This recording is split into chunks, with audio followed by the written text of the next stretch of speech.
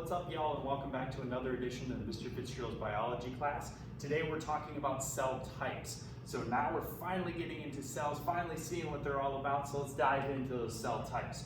So the two big questions that we have to answer with this are, what are the different types of cells? There are multiple different types of cells that are out there depending on what the organism is. And then how can you tell those things apart? So we'll circle back around to these questions at the end of the presentation to see if you hopefully can identify them on your own, and if not, I'm going to provide you with the answers, so hopefully you can get it to stick in your brain a little better. So real quick, to remember and review, we've talked about the cell theory before, that all living things are made of cells. Cells are the basic unit of all life, and that cells come from other cells. So the key point that I want to drive forward is that all living things are made of cells. You and I are made of cells. This is a picture of an inside of somebody's cheek under a microscope. You can see some lovely cells there that kind of flaked off from their skin. There's a paramecium. That's a single-celled organism, so a little different than us. They don't have multiple and hundreds of trillions of cells like you and I do. They only have one. Here's some onion under a microscope, kind of fascinating. It always smells bad when you do this experiment in person, but it is kind of cool how you can really see the rigid structures of the cells there. And then finally, some bacteria here. Bacteria come in all kinds of different sizes and textures and all kinds of stuff. They're very fascinating overall, but they're all living, so they're all made of cells. Notice that I didn't put viruses up here because viruses are non-living things. They are actually just a protein that holds something called DNA. And we'll talk about that more in the future, but viruses are non-living things. So coronavirus or SARS or the flu, those aren't a living thing. That's why antibiotics don't work to treat them, because antibiotics only work against living things like bacteria. Now, there are two major categories of cells that you could be classified into, and it really depends on if you have a certain structure or not. So you could be either a prokaryote or a eukaryote. Now, most of you are like, I don't really know what any of this means. That's okay. The word karyote is Greek for nucleus, okay? So this is a pronucleus or a eunucleus. And most of you are probably still like, I don't get it, Mr. Fitz, where are you going with this? The prefix pro means before.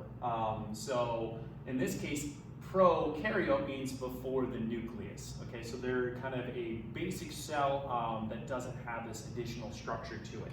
Eukaryote means true, meaning that it actually does have the nucleus, and this is where we see it start to come in. So now we'll kind of start to dive into each of these a little bit more and get some more details about them. So prokaryotes, okay, we'll start with those first. These are typically your very simple cells that don't have anything special inside of them. Very few structures exist within the cell. You might have some outer coating of a cell wall. You might have some flagellum or something to help it propel itself. You might have maybe some ribosomes in here, and those are different things we'll talk about more in some detail, and some free-floating DNA, but nothing really overall special. They look very basic under a microscope.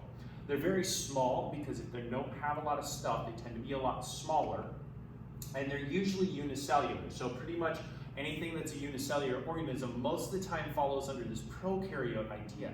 Not all do though. Like I said, the paramecium earlier is a single-celled organism, but it actually has a nucleus. So we'll have to look at that a little bit differently. So some examples would be basically your bacterias, and again, I said they come in all shapes and sizes. They could be little spirals, they could be little rods or little circles. So this would probably be a photosynthetic bacteria here, cyanobacteria. I can tell basically because it's a rod shaped, which is most cyanobacteria, as well as the fact that it's green in pigmentation, so I'm going to guess that's what they were going for that image. And this one is probably some sort of staphylococcus here, probably maybe the one that's on your skin, Staphylococcus aureus, which actually covers most of your skin currently, and it's considered good bacteria because it prevents other more harmful versions of bacteria from taking over your skin. Although this one, if given a cut and long enough time, it can actually develop into a very aggressive form that's called MRSA. So you don't want to get that one. But that's our prokaryotes. Now on the other side, our eukaryotes are the ones with true nucleuses. Remember, karyote means nucleus, eu means true. So in these, they do have that nucleus. In this picture, it's that big center purple ball right there. It's probably the biggest thing in there. On the onion cell picture that I had up earlier, you saw all those little dots inside the rectangles. Those were just all the nuclei of the different onion cells. They also have this other word called organelles, and organelles are any specialized structures. Think of them as like miniature organs inside of a cell. So you can see all these little tiny structures in here, all these squiggly lines and stuff. They all have different jobs depending on what they're doing and their location. So we're going to talk more about those in a little bit later on when we actually talk about the structures within the cell. They can be unicellular or multicellular. So not everything that's multicellular, not every eukaryote, needs to be multicellular. You can have single-celled eukaryotes. And that usually falls in this category of fungus and protists. You can actually get some single-celled fungus, like yeast.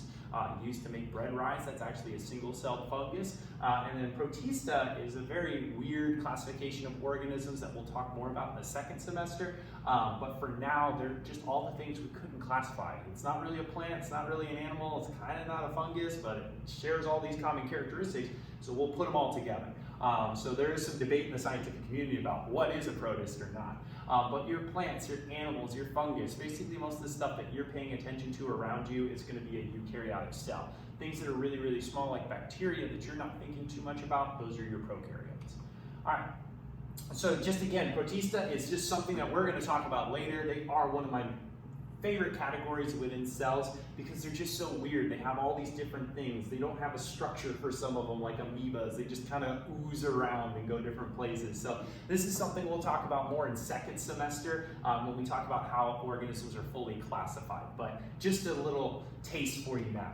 All right, now eukaryotes, getting back to where we were and the specific two types that we're going to talk about because they put a primary focus on these two types now for you. So the animal cell and the plant cell are the ones we're going to talk about the most. There are fungal cells. Fungus do have cells, like mushrooms have cells, but we're going to focus more on animals and plants. You can see there's a lot of common characteristics in this very simple drawing here that kind of shows you some overlap of some structures. These are nowhere near comprehensive. We're going to have a lot more structures involved, but just to keep it simple. And you can see that the plant has a couple things that actually the animal cell does not have. So in a way, plants are a little bit more complex. So let's start with them real quick, just to give you some highlights of what you should look for to know if it's a plant cell or not. So first things first, is it a prokaryote or a eukaryote? I got a picture of a plant cell here. We know pro means before and U means true. So prokaryote before nucleus, eukaryote true nucleus. This thing looks like it has a nucleus, so it's a eukaryote, okay?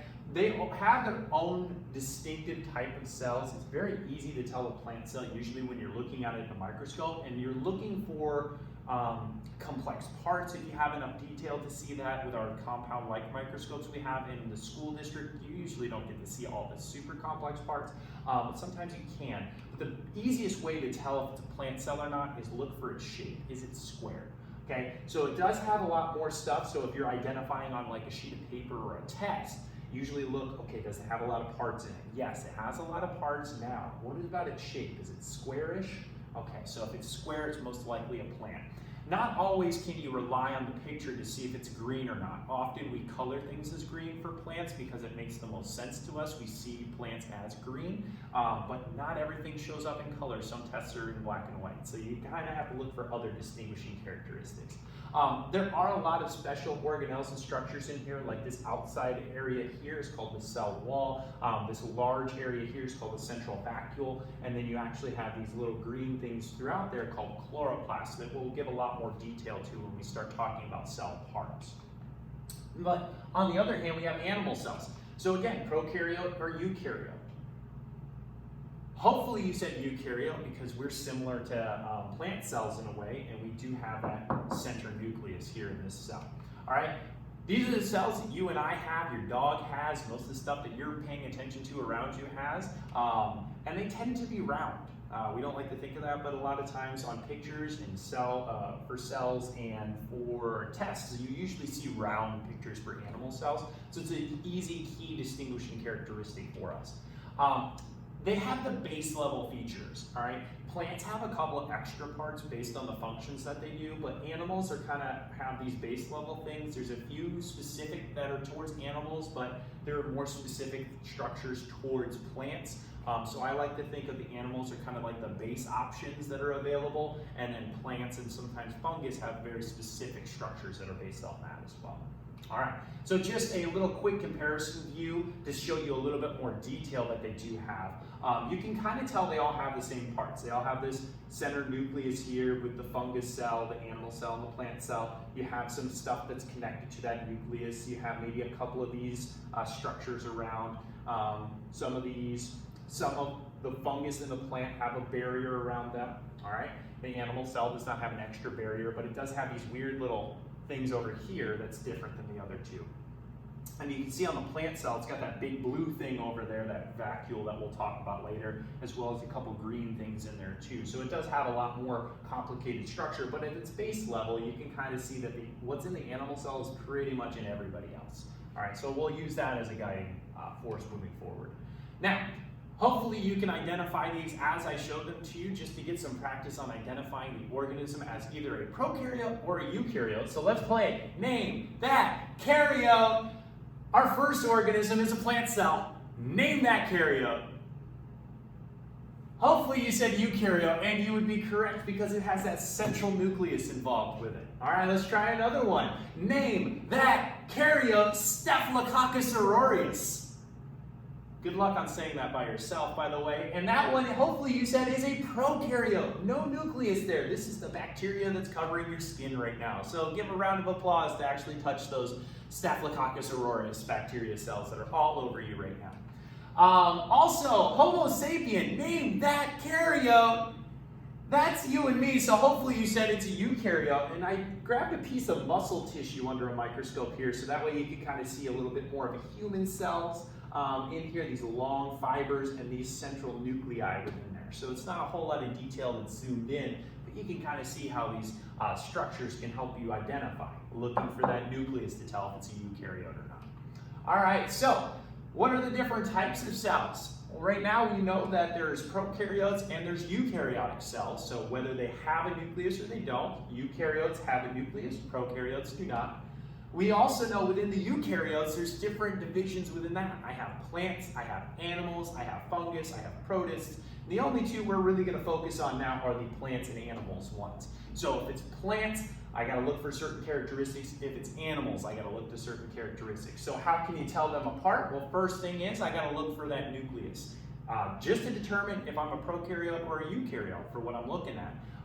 So if it has no nucleus, prokaryote. If it has a nucleus, it's a eukaryote. Now I might have to identify the type of eukaryote. So if it is a eukaryote, I'm probably going to look for shapes. Is it square? Probably a plant. Is it round? Most likely an animal cell. Are there discrepancies with those? Absolutely. So you might have to look for other characteristics and other features that we talk more about when we get deeper into the cells. But this is a quick overview to kind of get you to know all the different types that are involved. That's all I have for today. Have a fantastic day and see you later.